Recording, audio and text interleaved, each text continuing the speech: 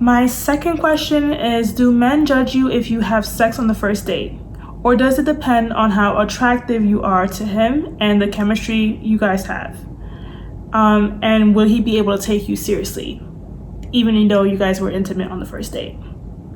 I've always heard other women talk about how they met their husband and they were intimate on the first date and everything worked out. And I also heard other women say that they were intimate with a guy and then he either ghosted or dipped out on them. So that would be my second question. Yeah, I think it definitely depends on your attractiveness and chemistry. I think men judge you more so not about the sex you give up on the first date, but how you move after. A lot of women tie a lot of significance and a lot of entitlement to sex. So they'll give you that sex on the first date, and then 2 days later, she talking to you like she your girl. She questioning you like, she owns you or she's entitled to you. And I feel like that's what men typically shy away from. It's not necessarily the sex on the first date, but because we done had chicks to where you will have sex with on the first date and she keep it just as G as you. So now you chasing. And you like, insecure as all hell. Damn, she didn't call me this week. Last Sunday. I ain't heard from her all week. Now we question it. Now we chase. You know what I'm saying? So that's what I mean. It's about how you move afterwards more so than that. You know what I'm saying? I think that's like a young guy's thing. Like a 17, 18, 22-year-old thing. But men in our 30s, bro, we when we run into an attractive woman in our 30s, and she's 30, we automatically assume that she'd have been around that block. A few times, you know what I'm saying? Or more times than we comfortable with. But we don't care to ask. Whatever, because we done been around that block. Yep. As long as there ain't nobody that I know or one of my homies, you good. If it's one of the homies, hell nah, you out of there. But if it ain't one of the homies, I mean, it's not my business. So I think that's what more the mindset is. It's not about the giving up sex on the first date. How are you moving after? Are you being annoying after? And a lot of women, most women are. And that's what gets you pushed away and ghosted. I got some pushback, right? Go for it. I don't think it's necessarily what you do after, even though that is important. I think it's just as important, if not even more important, what you're doing before, right? I've always said, and I've said this to somebody also, when women ask me, how long should you make a man wait before having sex in order for him to take you seriously? And I always tell her, like, it's not so much how long you make him wait. The question is, what are you doing while you're waiting? Right? Because you can make a man wait a year. He'll just wait a year to smash, and then you'll be tossed to the side in a year. Right? He'll play as long as it's not a complete detriment to his lifestyle, he'll wait around, he'll hang out, do all this stuff. If he can afford it with his time and his money, he'll do whatever as long as he gets to put it on his notch, right? If you make him wait like a day, right? Or even less than 24 hours, right? You could say that, okay, how I move after is going to keep him around. But if he didn't get a chance to really see what he could get beyond, he might take the smash and not even give it a chance because that was his only, how do I say this? In his mind, he's like, he conquered something because he didn't get a chance to really witness anything else. And you might not get the stage again. So I'm not saying you make the man wait forever, but at the very least, you should have enough of yourself displayed in a way where you are a contributor to his life in a positive way, where he'd be like, okay, even if you could do that in a day, do it in a day, right? Where you can display that value to him. If it takes you a year, then it takes you a year. But at the very least, while he's waiting, you're doing something that makes him say, even if I smash you, all this other stuff that you got going on, I like that too. And I want that too. Right? To me, that's the disconnect. It's not so much what you do after, because you might not get the after. So essentially, again, I gotta provide some pushback because it's pushback. You're dancing around time. You're saying that if it takes you a day to show a man everything he needs, let's be honest, it's not gonna take a day. I'm thinking hypothetically speaking. which I get. So if I had to back you into a corner, okay, and say, give me a specific amount of time before a woman should have sex with a man, what would you say? A specific amount of time? Specific amount of time that she should wait. See, now you speaking absolutes, right? Because that's what I'm saying. No, but I'm not. That's what I'm saying. I don't want to speak. My answer is, how long do you need to exhibit value to a man? It depends on that. It's different though. And I feel you. So that's the thing. If you're a woman and you smart and you're paying attention to the man that's courting you, right? Mm-hmm. There's a lot of men where if you can tap the right buttons and you really get to know that man, whether it's through conversation on the first date, second, third, or the 8th month or whatever, and you paying attention to what he likes, what he's into, what he values, and what he hangs on to.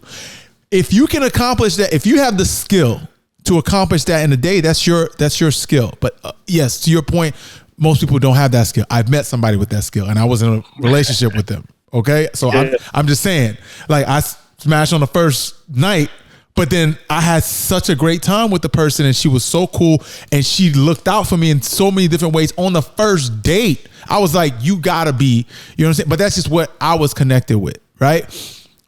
For some men or for some women, it might take more time. So that's why I'm saying it depends what it is you're capable of exhibiting in whatever period of time as a woman with the person you're with. Right. And again, I would say like if we gonna talk about percentages, if you're gonna play, man, love percentages.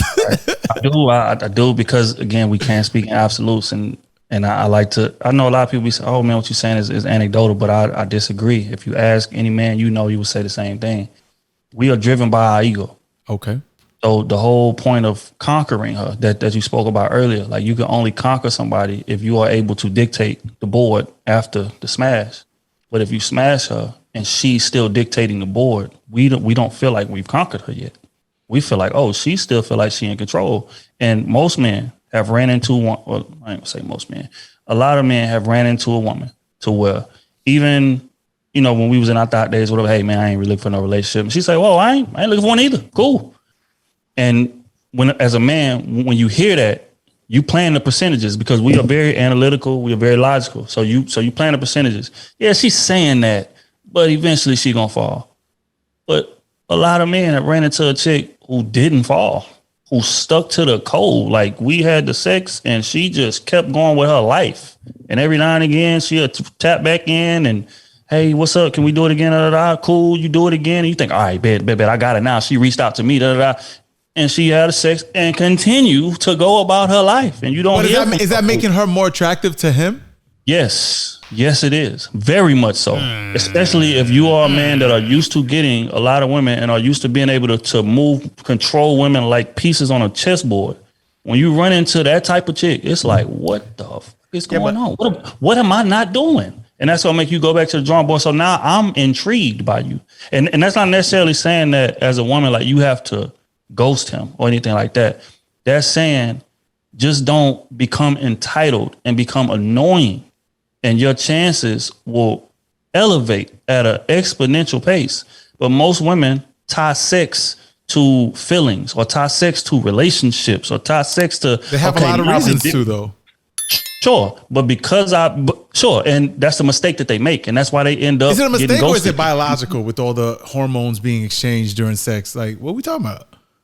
I was again. We ain't gonna get into biological. I ain't no scientist. What I'm saying, all I can go on is what I've seen and what I've experienced. And the fact is that the more moderation that you move with somebody, the more power that you maintain, the more leverage that you maintain. Sure. And I say it all the time: relationships are about leverage. A lot of people don't want to admit that. They want to speak in ideals and it's about chemistry. You know, I met this woman, we bonded, we did this, we did that. No, leverage played a role in that. And it wasn't just the chemistry. It's the fact that I feel like as a man, my ego, I feel like I have not conquered her. We spending all this time together. We having amazing times, but she's not available whenever I want her, or she's not chasing me down, or she's not popping up at my crib randomly. She's going about her life. Like I got to reach out to her and make an effort to spend time with her. You know what I'm saying? Compared to a chick that's just constantly blowing our phone up we wake up in the morning, there's 4 text messages. It's damn, you calling me 3 times a day. What you doing? It's like she could be the coolest person in the world, but you annoying to me. And I feel like I got leverage, and I feel like I could deal with you whenever I feel like it, and that's gonna drop your status to me. Compared to a woman that I'm hitting her up. Shit, she may not hit me for the rest of the day. She may hit me tonight. I hit her at 3 p.m. She hit me back at 9. Hey, my bad. I was caught up doing this. Everything cool? You chopping it up with her. Boom. Great conversation. Get off the jack. Next day, you don't hear from her. 2 days, you don't hear from her. And then Wednesday, she may reach out. Hey, you want to go get drinks? See, cool. I can't roll with that. That might work for some dudes, and I don't want to say that doesn't work.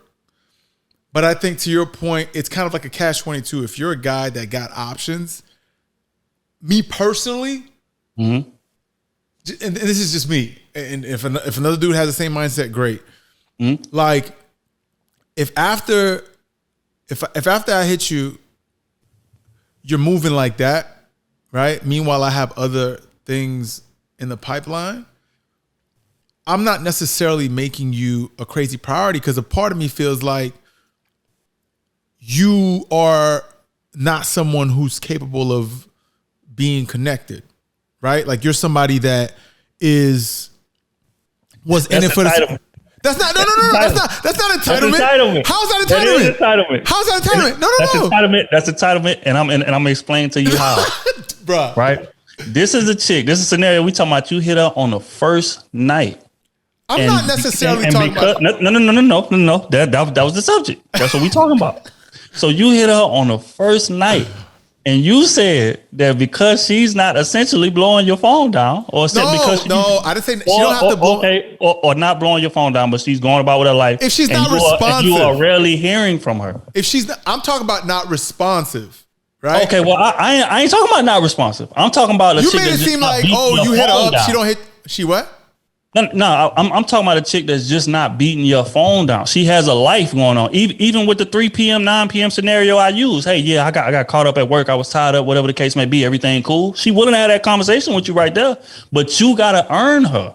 Like, she's not just going to give you, her availability, which is the most important aspect. And that's perfectly fine. But I guess where my mind went, because I've ran into people like this, is there are women that move in a way where they're just looking for some smash too. Right. So in my mind, like, sometimes you have to be able to identify who they are, so you're not wasting your time with them.